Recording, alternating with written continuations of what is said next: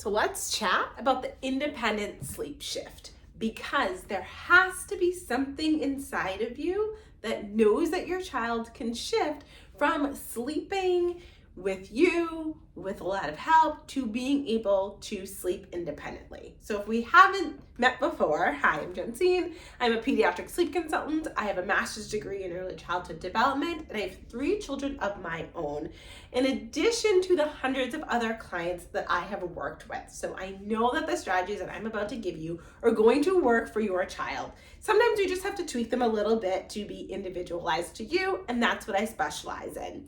So today we're talking all about the independent sleep shift of how to get your child to fall asleep with a lot of help, with a lot of support, to being able to fall asleep on their own.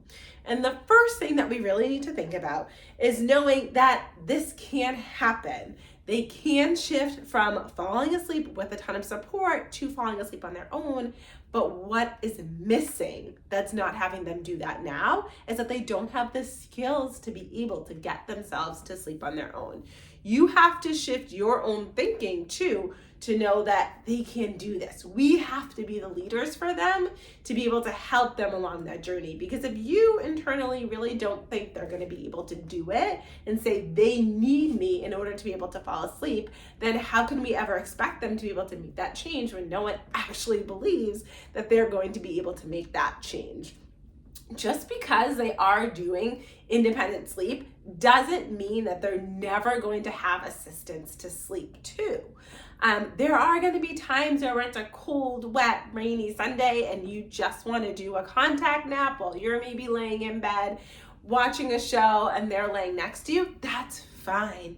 Maybe you're out and about during a summer day and they have to sleep in the stroller or sleep with you on the beach. There have been countless times that I've had each of my children on the beach falling asleep in my arms while I'm enjoying the sunshine, feeling the sand between my toes, and have loved every second of it. So just because they can fall asleep independently doesn't mean that they can never then fall asleep with you. So there has to be that mindset of A, they can fall asleep independently, but B, I still know that they have the ability to contact nap. Just because they know how to fall asleep independently doesn't mean that they'll never be able to sleep in any other way. A lot of parents get stuck into thinking one or the other, and it's never all the way true. We can have both. And no, I can put my baby into their crib and have them fall asleep on their own, but I can also live my life and have them nap in other places, go to bed a little bit late if we're enjoying like the fireworks or something like that. It can all happen. Do not feel like you have to be pigeonholed into one or the other.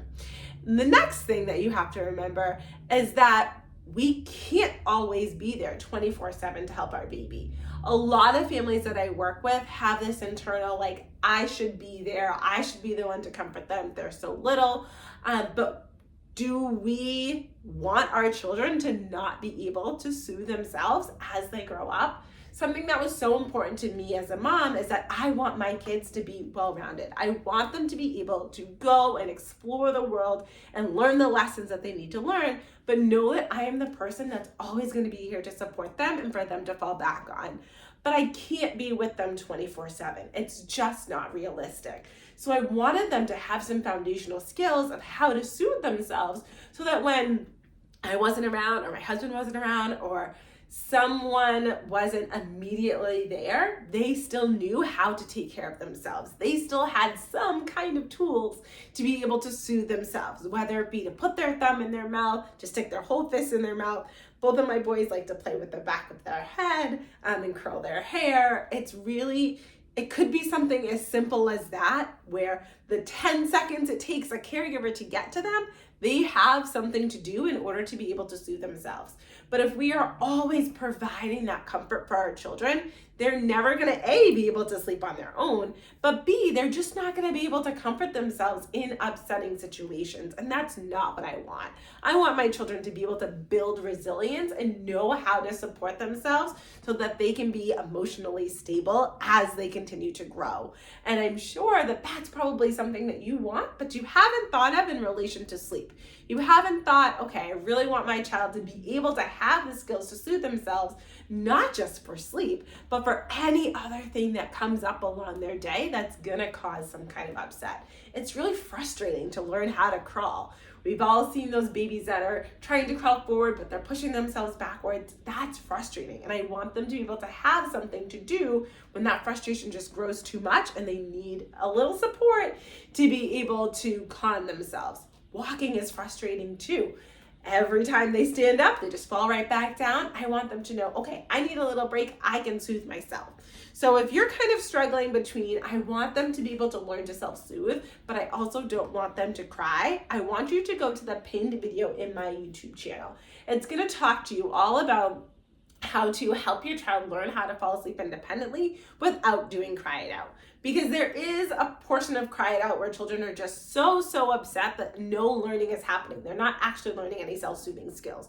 So yes, we want them to learn those self-soothing skills, but we also don't want to put them into a position where they're so upset that no learning is happening. So if you want to be able to navigate between the two and know that your child is able to develop some very solid self-soothing skills for themselves, all you have to do is go to that pinned video in my channel as soon as you finish this video, and then you'll be able to get some more support to start that process. So the last thing is that you need to know that your child isn't a high needs baby. Maybe in other areas that they are, but this is something that over the age of 4 months old, I would expect that they would be able to do. Self-soothing is really difficult for newborns. They are not yet able to do it. They don't have the motor skills to be able to physically bring their hands to their mouth when they want it to happen and to keep it there. But as children grow and they motorically gain skills, they are able to find methods of soothing themselves that they can reliably do. They can reliably have the brain connection to be able to move their hand to where they want it to go. Once they get a little bit older, 5-6 months, we can find a pacifier independently and be able to put it in their mouth. Once they're getting closer to 6 months and or 13 pounds, metabolically, we would be able for them to be able, we would expect for them to be able to sleep at least 10, maybe closer to 12 hours overnight. So knowing that maybe my baby isn't high needs, I just have lower expectations for them than maybe they have for themselves, that based on their age, they can do more than maybe I'm expecting them to. So even just knowing what is the norm for this age, what can be expected out of a child my child's age, to know how best to help them move forward. If you have an 8-month-old and you're thinking there's no way they can self-soothe, they can't get their own pacifier, they should still be waking up every 2 hours overnight, then that's not typically the norm. Usually 8-month-olds can sleep 12 hours overnight, get their own pacifier, be able to self-soothe themselves, and definitely have the skills to learn how to self-soothe with support. So if you have a question, you're not quite sure, should my baby be able to do this? Should they not? All you have to do is pop a comment down below the description and I will be able to get right back to you. But just know that you can make this shift from helping your child to sleep into having them fall asleep independently. If they are over the age of 4 months old, you can have a baby that falls asleep completely independently and sleeps 9, 10, 11, 12 hours overnight. And if you need support with that, I am here to be able to help you. All of my information is down below in the description. So if you know that you are ready to get some sleep and you want one-to-one support, all you have to do is go to that description and more information will be provided. I will see you in the pinned video.